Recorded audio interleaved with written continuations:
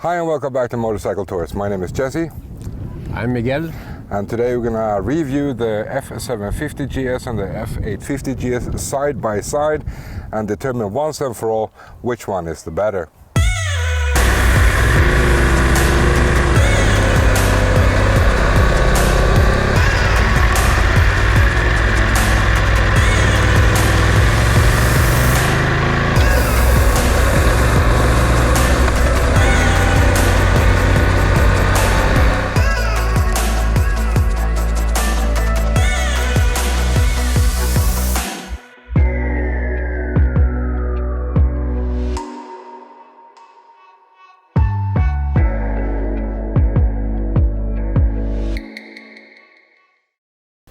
So we spent 1 week driving these bikes all day long, every day, here in Gran Canaria, testing them out and seeing how they perform in twisties, hairpin curves, highway driving, and so on and so forth. And this island provides every kind of driving condition there is.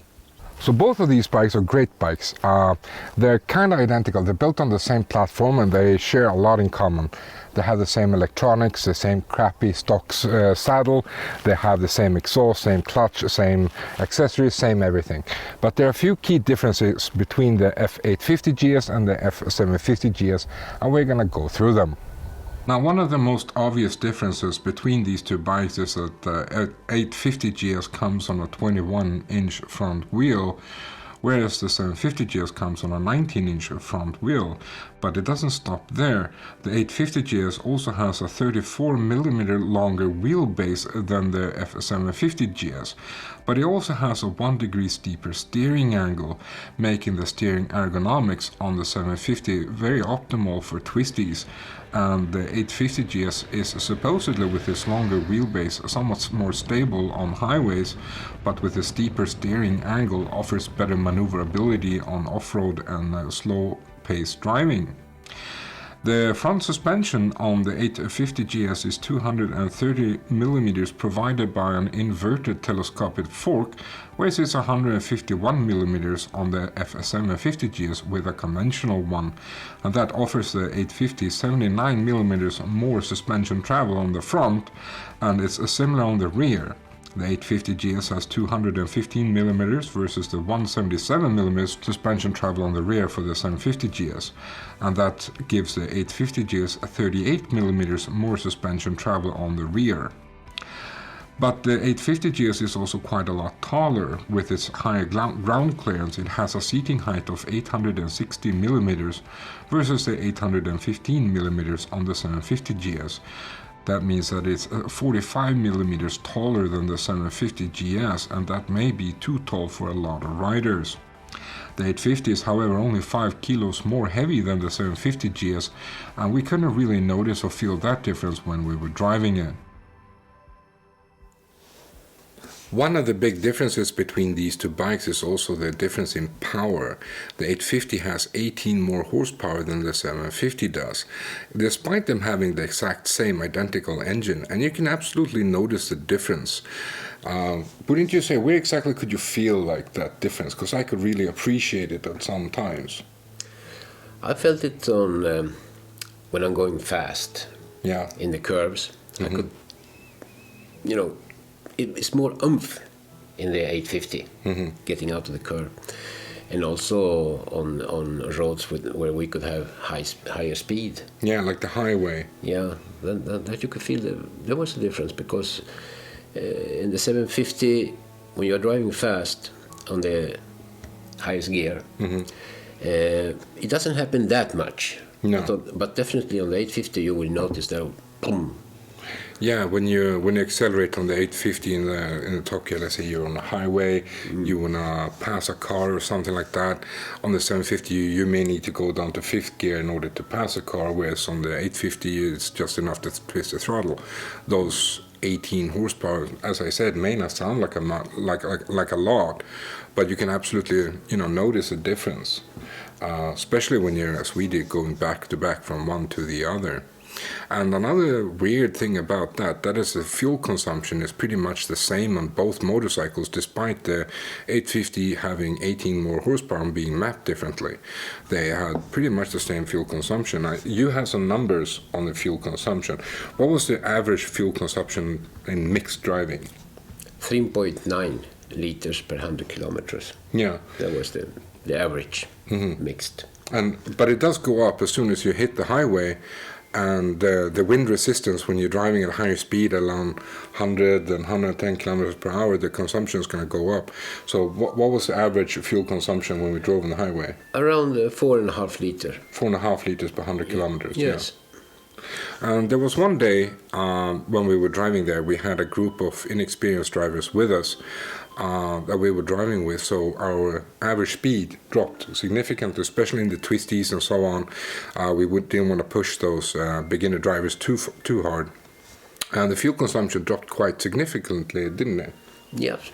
I think I measured about 3.2 liters. Yeah, per 100 kilometers.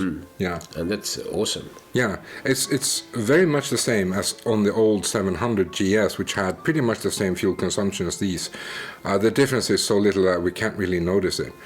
But yeah, you can absolutely get all the way down to 3.2 liters per 100 kilometers if you're driving around at like 40, 50, 60 kilometers per hour. And on highways, 4.5 liters per 100 kilometers. And mixed driving, 3.9. Which is very good, actually. Yeah, that's actually pretty good fuel consumption. Very good. With a small tank in these motorcycles, which is only 15 liters, that still gives a range of around, in mixed driving, 384, 85 kilometers, 390 kilometers if you want to push it. I mean, obviously you're going to refuel somewhere around 350, 360 thereabouts, but the range is about 380 kilometers in mixed driving.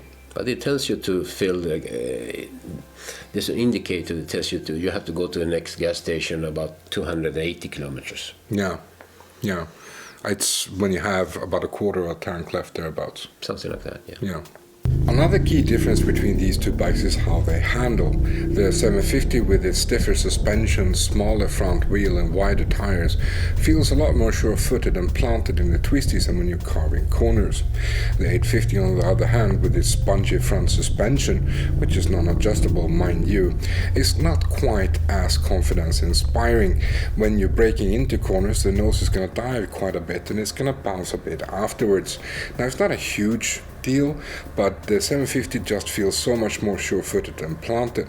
But what maybe surprised me the most is just how competent the 850 still is when you're driving in the twists and carving corners. Given what it is, I mean, neither of these bikes are street bikes, they are, enduro and adventure bikes. So what were your impressions when you were driving them in the twisties? Very good. Both bikes were excellent. Mm-hmm. And I am also amazed about the 850, how good it was, even in the hairpin curves, even going fast. I felt a lot of confidence with that bike. Yeah, it did a lot better than we expected. When we took out these bikes and we went to the twisties to try them, I at least thought that the 750 would absolutely crush the 850 when it came to the twisties. But that wasn't the case. I mean, they could keep pace with each other. The 750 felt a bit more confidence inspiring, but the 850 did a fantastic job of it nonetheless. Yes. So it's a motorcycle that gives you confidence. Mm-hmm. Well, they both do. They both do, but yeah. Somehow the riding position of the 850 gives me a little more confidence. Mm-hmm. Yeah. Mm-hmm. And that is one of the differences as well, is that the 850 has a wider handlebar than the 750. It's also thicker and higher positioned, giving you a bit of a more upright riding position.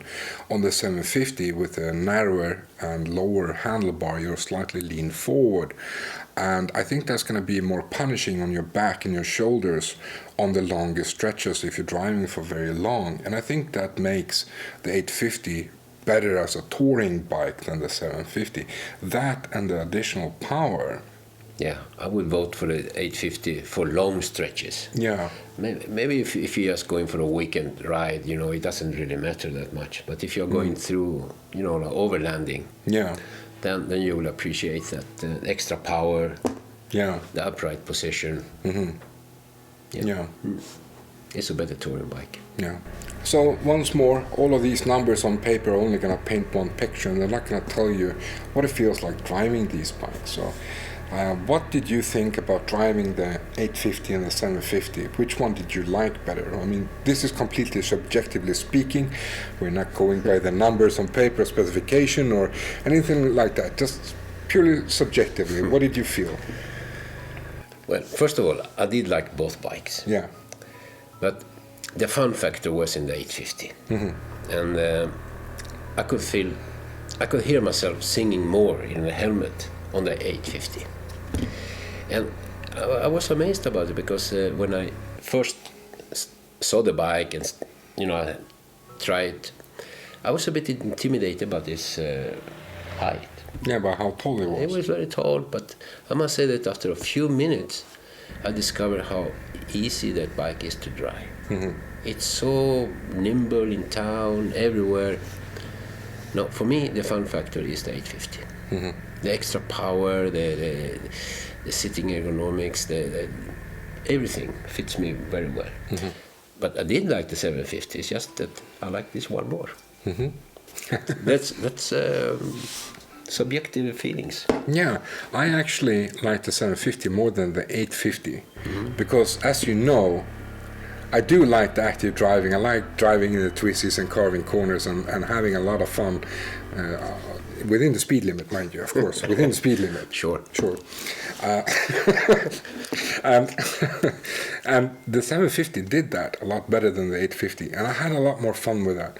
And I also noticed when I jumped off the 850 to the 750 that it felt so much easier to drive, and the handling and the cornering in the twisties was so much better. On the 850, it felt very, very differently. When I sat on it, I felt calm. I could cruise around at low speed and enjoy the weather and so on and so forth on the 850. But when I went on the 750, it's like I grew a couple of horns and I just wanted to twist that throttle and just throw it around through the corners. That was a very different experience between these two bikes, what they inspired in me as a driver. And going back to the 850 from the 750, I immediately slowed down and I drove, at a respectable pace, enjoying the weather, watching the birds and what have you. And did you experience that as well when you jumped from the 850 to the 750? For me, it was the other way around. Really? Yeah, that's really weird. Yeah. Because we were driving about the same speed all the time, actually. Yeah. More or less. More or less. More or less. Sometimes I was a little slower, but sometimes I even catch up with you. For me, it was the other way around, and I think it is because I knew that the 850 could take me to places I might not be able to do with the 750, and that feeling to know that, for me that likes long rides, rough terrain, it made me sing. I know I got the right tool for anything. Yeah, but did it make you grow horns? It did. Yeah, I kind of noticed that because when I was driving the 750 and he was chasing me on the 850, he could keep up. He doesn't usually keep up. When he drove the 850 and I drove the 750, he kept up. He was throwing that thing around the corners in the twisties and the hairpins like it was a moped. Yep.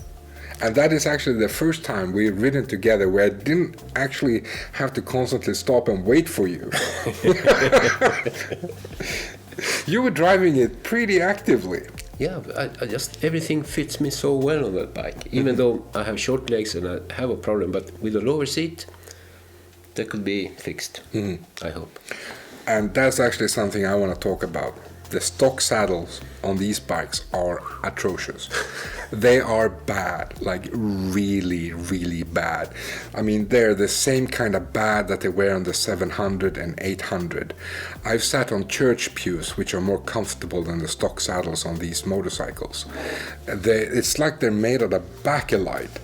And if you're in the market to buy one of these, make sure you budget in a comfort saddle or an aftermarket saddle, and that's also going to factor in to the seat height, because the comfort saddle is going to be higher than the stock saddle, and it's going to make it even more difficult to reach the ground on the 850 than the original saddle does. if you ride the 750 or the 850 for any length of time, after about an hour you're going to be grumpy, and after a full day of sitting on those medieval torture devices BMW calls seats, you're going to contract a spontaneous case of the Tourette syndrome and shout profanities into your helmet, and after a week you're going to be begging for mercy. They are really bad. So that's also one thing we need to factor into this, is that the 850 is going to get even taller with a comfort saddle. Currently, there is no lowered comfort saddle available, not even aftermarket, at least not one that I know of. If you do know of one, please leave a comment in the section below and let us know, because we need one of those for you, right, for your 850. Yeah. I think that we can agree that the 750 provides the same amount of fun factor in the twisties as the 850 does off-roading. Yeah. And that brings us to the conclusion of this video. I think objectively speaking, we're going to have to give the win to the 850. It's the clear winner here. It is far superior than the 750 when it comes to the whole point of these motorcycles. Let's keep in mind that they are GS motorcycles. GS stands for Geländestraße, which is German for off-road, on-road. They are dual sport motorcycles. And the 850 strikes a better balance between the G and the S. It's more like a 50-50 bike. The 750 is more like a 70-30 bike. It's like a capital S and a little G, whereas the 850 is right in between with a capital G and a capital S. And the fact that the 850 makes for a better touring bike with a better rider ergonomics and increased power. It's going to be more relaxed on long stretches and so on and so forth. And also because it can go places the 750 can't, or at least do it in more comfort and more competently than the 750. The 850 is a clear winner here. Both of these motorcycles are fantastic bikes, and both of them will get you around the world. It's just that the 850 is going to do it a bit better than the 750. And that counts for a GS motorcycle meant for adventuring and overlanding, and that means that the 850 is a clear winner here. But with that said, even though the 850 clearly wins this, it's not for everyone. It is quite tall, and for a lot of short riders, me included, who can't quite reach the ground on the 850, the 750 may simply be a better choice. I've seen a lot of people who drive tall adventure motorbikes like the KTM adventure bikes and even the Africa Twin. When they reach a traffic light, they have to pretty much almost jump off the motorcycle, hang by their knee just to reach the ground. If you're comfortable with that, all the power to you. I'm not one of them. So for me, I'll pick the 750 because it is lower and it's competent enough doing off-roading that it suits my needs, but I feel more confident riding it, and also because it's more fun for me in the twisties. So even though the 850 wins, it's still not maybe the best choice. I mean, you have to ask yourself, if you do 70% off-road, 30% on-road, then the 850 is going to be the bike for you. If you do 70% on-road and 30% off-road, then the 750 is going to maybe be the bike for you. Maybe you just want the 850 because you want a versatile bike. Even if you do 70% road, once you do hit the off-road, you want a bike that's really, really competent doing off-road. If you're in the market for these, for one of these bikes, the only thing I can tell you is please go and test ride both of them. What fits me, what fits you, may not fit you. So whoever you are watching this, make sure to test ride both motorcycles and see what fits you the best. All we can do is arm you with our experiences, our subjective opinions and some facts, so that you can make more of an informed decision.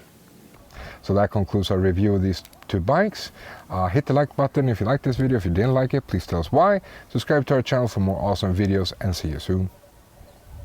I mean, if you drive the 750 and you never tried the 850, you're obviously not going to miss it, because the 750 has plenty of power, and so does the...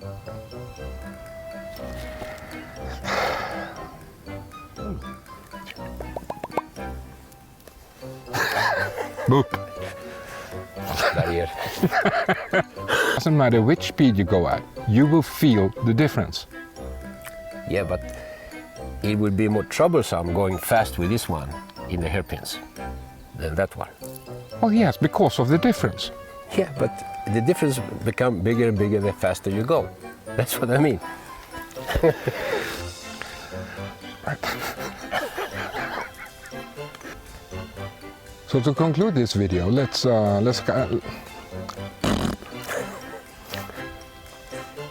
wheel, it's spoked wheel, the F17, F17, helt ny modell. A new model. So both of these bikes are really good bikes. They're built on the same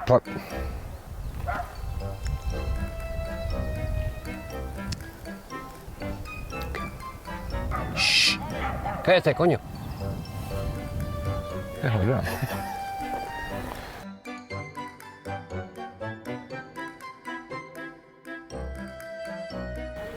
Okej, först måste man ta på sig lite utrustning, sen inta ställningen, sen värma upp gasen lite grann, sen åker man åt vänster, sen åt höger, sen lite på bakhjulet, sen en stopppick.